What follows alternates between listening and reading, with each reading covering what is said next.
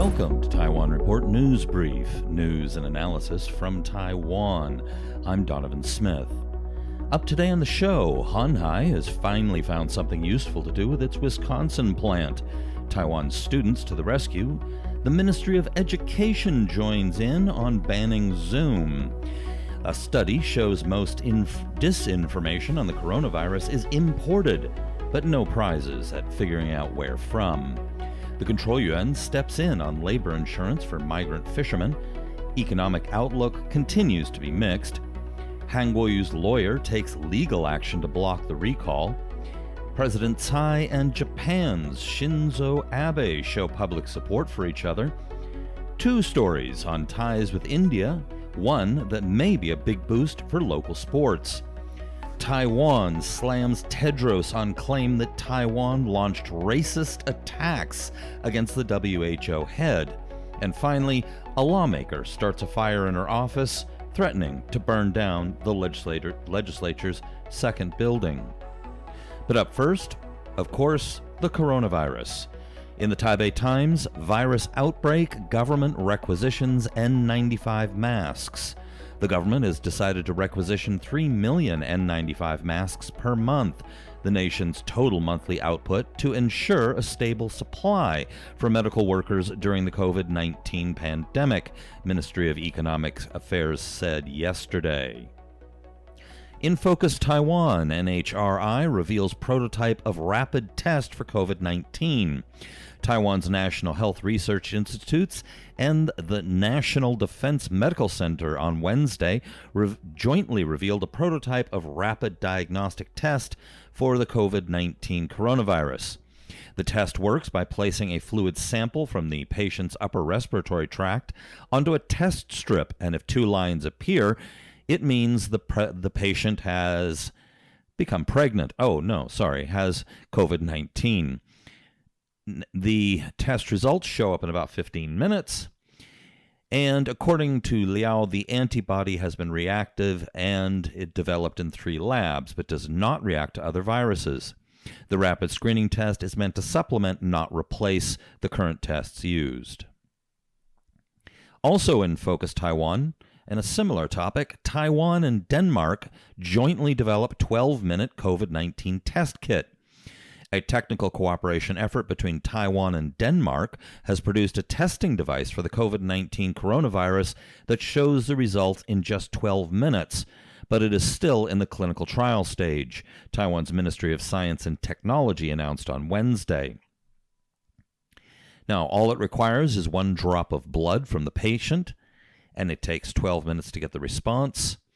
Now, this is very important because, as they note here, further clinical trials will be conducted next week at Italian hospitals, and they aim to get certification from the European Union in May and releasing the device in the Taiwan market by June, the company said.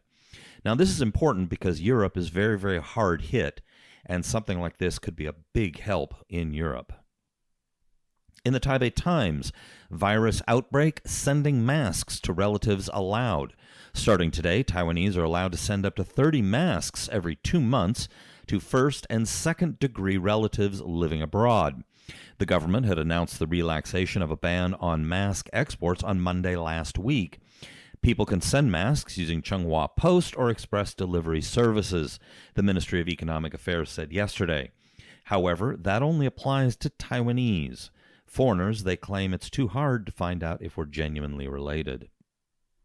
In Focus Taiwan, Taiwan extends halt to all overseas tours until end of May. Moving on to a new topic. In the Taipei Times, the headline reads, Hon Hai teaming up with U.S. firm to make ventilators. Hon Hai Precision Industry Company is partnering with U.S. medical device company Medtronic plc to produce ventilators to assist in the fight against COVID-19, the company said yesterday. Now, this will be built, they will be making these ventilators at Hon Hai's plant in Wisconsin. Now, the collaboration with Medtronic would cover the design and development of the devices, while production would start in 4 to 6 weeks. Then they did not specify manufacturing capacity. Now, this is interesting because for a long time now, There's this big plant that Hon Hai is building in Wisconsin.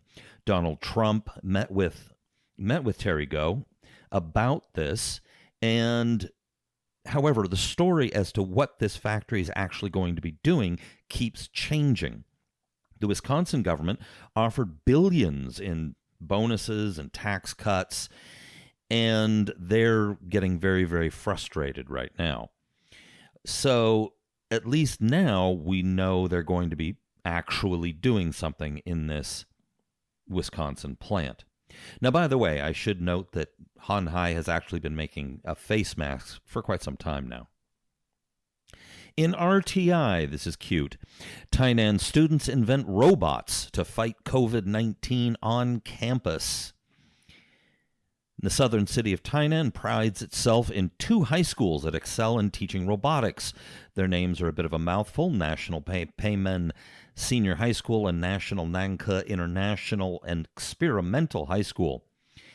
But they are names young people into robotics are likely have heard before. Both schools send students to represent Taiwan at international youth events like the first robotics competition. So, robotics students at these schools have turned their attention instead to keeping COVID-19 off campus. Both schools now have robots that can take people's temperatures and spray their hands with rubbing alcohol, meaning school officials no longer have to do these jobs and get close to others in the process. There are other schools in Taichung that have done something similar. Moving on to the Taiwan news, Taiwan Ministry of Education bars schools from using Zoom over security concerns. Now, this follows yesterday the announcement of that officially the Taiwan government doesn't want to use it. At the time when they put that announcement out, the Ministry of Education was still recommending Zoom. Now, the problem is that as the Chinese-born American founder Eric Yuan of Zoom admitted in early April that the program was, quote, mistakenly routing calls via China since February. Also, there's 700 or some odd Chinese engineers working on the software, so there's a lot of security issues. Now, you may be asking, though, is it really important to worry about an 8-year-old's classroom activities? Probably not. I'm doubting that Xi Jinping is personally listening in. But it is worth noting that if the children are the children of important political figures, then there are some concerns. In the Taipei Times, most virus disinformation originating from China. Who would have guessed? Taiwan has since late February detected increased disinformation activity about the COVID-19 pandemic, with more than 70% of the cases originating in China, the Ministry of Justice's Investigation Bureau said in a briefing. The rise in disinformation was likely sparked by Chinese internet users who were displeased by Taiwanese criticism of how China has managed its outbreak, an MJIB official said at a briefing late last month. Of the 271 cases of fake news being investigated by the Bureau, 196 originated in China. They said also 35 suspects have been handed over to prosecutors. Chinese netizens craft messages that cater to a Taiwanese audience, coordinate how the messages are to be spread, and use fake accounts to post them on the pages of Taiwanese Facebook groups.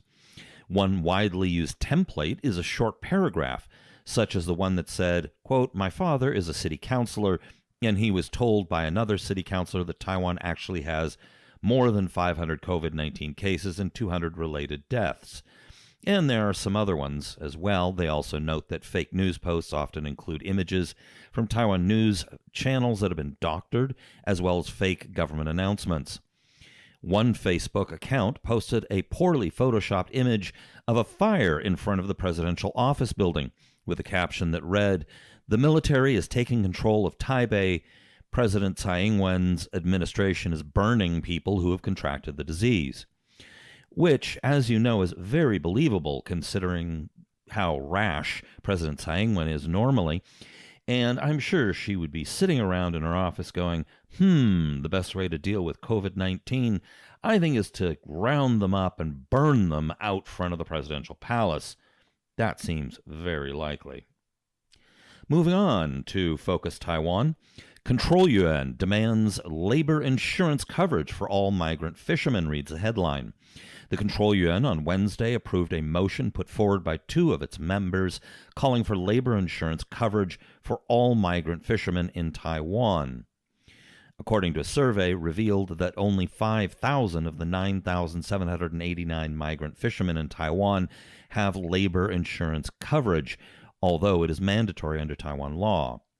Now, one tricky thing is that sometimes fishing boats will go out to sea, pick up workers outside of Taiwan's jurisdiction, have them work, and then they drop them off outside of Taiwan's jurisdiction. So I don't know how many of these boats may do this, but it's possible that that's what they'll do to avoid having to pay this. That's a concern. All right, moving on to some quick business headlines here. Taipei Times, exports dipped 0.6% last month. A drop of 2 to 5% had been forecast, but as exports to the U.S. fell by 3.1% and to Europe by 8.1%, those to emerging markets proved more resilient. Also in the Taipei Times, foreign fund outflow totals $10 billion U.S. dollars. The nation's net foreign fund outflow last month totaled $10 billion U.S. dollars, an all-time record due to panic selling by foreign institutional investors, the Financial Supervisory Commission said yesterday. However, it's not all bad. According to Focus Taiwan, Taiwan shares end up above 10,100 points. This is extending their momentum, and this is something of a recovery. Now, not that long ago, it was well over 11,000, but recently it has dropped well below 10,000. So it's kind of in the middle, but it's been on a positive upswing recently. This is the first time the TAIEX has ended above the 10,000 mark since March 13th. Now, on the government finance front, originally they'd planned to have the first balanced budget in 22 years. However, according to the Control Yuan, now with all these extra subsidies, bonuses, tax cuts, and all that, now they're looking at a deficit of $118 billion. On to the recall campaign. In the Taipei Times, the headline reads, 2 Han supporters ask court to stop recall vote. Former Kaohsiung Information Bureau Director and Director General Anne Wong and lawyer Ye Qingyuan yesterday filed a request with the Taipei High Administrative Court to halt an expected recall vote of Kaohsiung Mayor Han Kuo-yu, claiming that the campaigners jumped the gun in collecting signatures. Petitioners on Tuesday passed the second stage threshold needed for a recall vote after the Kaohsiung City Election Commission finished reviewing more than 400,000 signatures. The commission confirmed 377,662 signatures to be valid after duplicates and signatures with incomplete information were removed. It was to report the result yesterday to the Central Election Commission, which is expected to hold a meeting to review the case on Friday next week. We Care Kaohsiung founder Aaron Yin, who has been leading the campaign to recall the mayor, yesterday said that the filing by Wong, Han's spokeswoman in last year's mayoral election, and Ye, as if Han had lost a game of mahjong, was flipping the table. This is ridiculous behavior, Yin said. The results announced on Tuesday were a review of the second stage signatures, but Han's filing addresses the first stage of the process. Han should have raised his issues then, Yin said, questioning why the mayor had waited until the results were announced to mention them. Now, it appears that their campaign or to stop the recall probably isn't going to go very far.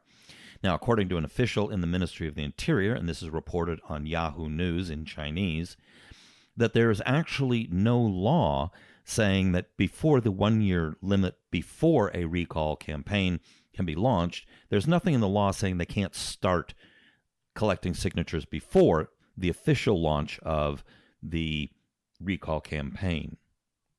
Moving on, and Focus Taiwan, Tsai Abe pledged to jointly battle COVID-19. This is actually kind of important. President Tsai Ing-wen and Japanese Prime Minister Abe Shinzo exchanged messages of encouragement on Twitter on Tuesday and Wednesday amid the COVID-19 coronavirus outbreak and pledged to work closely together to defeat the pandemic. Abe on Tuesday declared a state of emergency in his country. Shortly after the announcement, Tsai tweeted in Japanese that both countries have worked together before during major natural disasters such as earthquakes and typhoons, and she's confident that together they can win the battle against COVID-19. On behalf of Taiwan, Tsai offered to donate surgical masks and medical supplies to Japan and to provide technical assistance in the fight against the pandemic. In response, Abe retweeted Tsai's post on Wednesday and thanked Taiwan for its warm support and offer of help. Quote, "We can jointly overcome the challenge faced due to the coronavirus and get through this together," he tweeted in Chinese.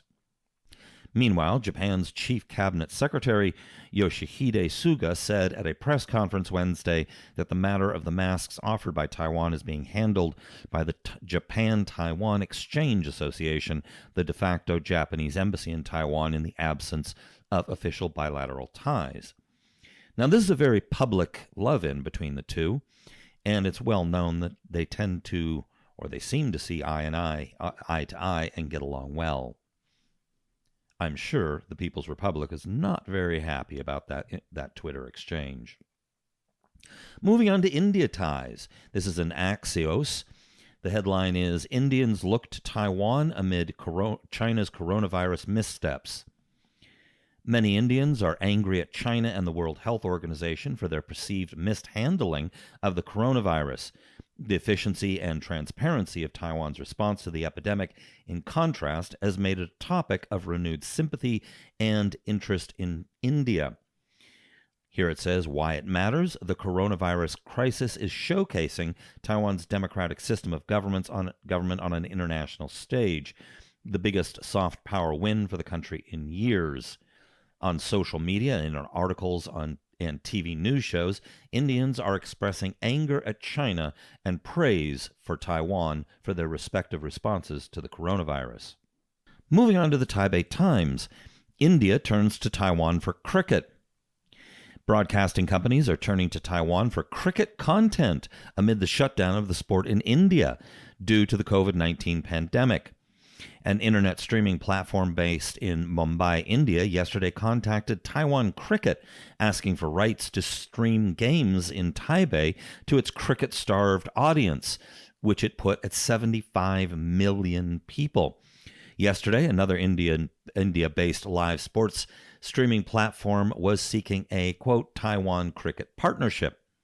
The firms were promising global reach through their platforms and live content for users. They also said that they are looking at basketball and soccer in Taiwan. Taiwan Cricket, which is not recognized by the government, promotes the sport and organizes games among teams nationwide. There are up to 5 sides who could potentially be part of a broadcast competition at the Yingfeng Cricket Ground in Taipei's Songshan District. Pakistan Cricket Club Taipei, the Hsinchu Titans, the Taipei Dragons, Indian Cricket Club Taipei, and Formosa Cricket Club. Now, these are all amateur teams featuring local expats. On to the comments by WHO head Tedros. We're going to try something new here today and see if the audio comes through. Here is what he said. That's what came from some quarters. And if you want me to be specific, 3 months ago, this attack came from Taiwan. We need to be honest. I will be straight today. From Taiwan. And Taiwan, the foreign ministry also, they know the campaign. They didn't dissociate themselves. They even started criticizing me in the middle of all that insult and slur. But I didn't care. 3 months. I say it today because it's enough. But still, they can continue. I don't care. Because what I care is when humanity is insulted, when we don't care, when we have more than 60,000 body bags. I care when the crosses are lined and when black community is insulted as community. That's right. Tedros has accused Taiwan of launching a racist attack against him starting 3 months ago. Now, this is in Bloomberg. Taiwan rejects WHO claim of racist campaign against Tedros. So this is the response by Taiwan. Taiwan hit back at the head of the World Health Organization as a dispute over the self-ruled island's exclusion from the body threatened to overshadow efforts to rein in the spread of the coronavirus. Taiwan's foreign ministry demanded an apology for what it called unnecessary and slanderous comments from WHO Director General Tedros. Tedros, who is Ethiopian, had earlier accused Taiwan of being behind a racist campaign against him and Africans in general. Quote, without having checked the facts, Tedros' unprovoked and untrue accusations not only differ from reality, they have also seriously harmed our government and our people, the ministry said in a statement Thursday. This kind of slander is extremely irresponsible. President Tsai expressed strong protest against Tedros' allegation that it was behind racist attacks and invited him to visit the island. Taiwan always objects to discrimination in any form. We know how it feels to be discriminated against and isolated more than anyone else, as we have been excluded from global organizations for years, President Tsai said in a post on her official Facebook page. So I'd like to invite Tedros to visit Taiwan to see how Taiwanese commit to devote to international society despite being discriminated and isolated. Boom! That hit hard. And finally, in the Taipei Times, the headline is KMT lawmakers' mask disinfection attempt goes awry. KMT lawmaker Yuan yesterday sparked controversy after she claimed to have nearly caused a fire in her legislative office while attempting to disinfect a mask with an air fryer. Ye said she was on Tuesday attempting to follow instructions from Minister without Portfolio Audrey Tang, but used an air fryer instead of a rice cooker as Tang had instructed. The mask burned up, nearly starting a fire that could have burned down the Legislative Yuan's second building on Taipei's Qingdao East Road, she said. Responding to criticism from other lawmakers over her use of the air fryer, Ye later in the day admitted fault on Facebook and said she had not studied physics and chemistry well enough in high school. Okay, I admit it, and I apologize to my junior high school and senior high school chemistry and physics teachers. I did not study well, but if I had, I'd be working at Academia Sinica, not in the legislature, she wrote. Ye's office also issued a statement saying that Ye would appear later in the afternoon with the air fryer to demonstrate its proper use in making deep-fried tempura and shrimp pancakes. As always, these articles and some other articles that caught my eye are up on report.tw. Be sure to hit subscribe and look forward to tomorrow. This has been brought to you by the Taiwan Report. For more content like this, become our patron at report.tw. 哎呦，就是那个台湾狗啦，最喜欢我的台湾狗了。